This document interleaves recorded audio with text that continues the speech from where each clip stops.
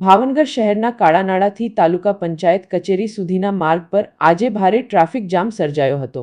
આ ટ્રાફિક જામમાં તાત્કાલિક સેવા આપતી એમ્બ્યુલન્સ પણ ફસાઈ જતા સ્થાનિકોમાં રોષની લાગણી જોવા મળી હતી। મળતી માહિતી મુજબ દાદા સાહેબ જૈન દેરાસરમાં ધાર્મિક પ્રસંગ યોજાયો હોવાના કારણે લોકોની અવરજવર વધી ગઈ હતી। આ ઉપરાંત રિક્ષાઓમાં રસ્તા પર જ પેસેન્જરો બેસાડવામાં આવતા હોવાથી ટ્રાફિક અટકી ગયો હતો। માર્ગની બાજુએ આવેલી લાઇનબંધ દુકાનો પાસે ટુ વ્હીલર વાહનો પાર્ક કરાયેલા હોવાથી સ્થિતિ વધુ ગંભીર બની હતી। આ તમામ કારણોસર લાંબા સમય સુધી વાહનોની લાઇનો લાગી ગઈ હતી।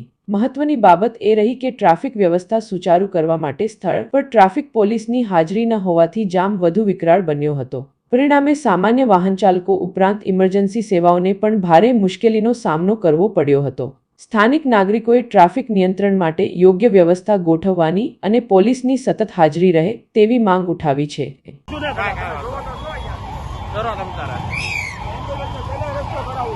કરાવો વાંધો નહીં, અમે હાચા જ રાખા તમ તારા કરાવે તમ તારા।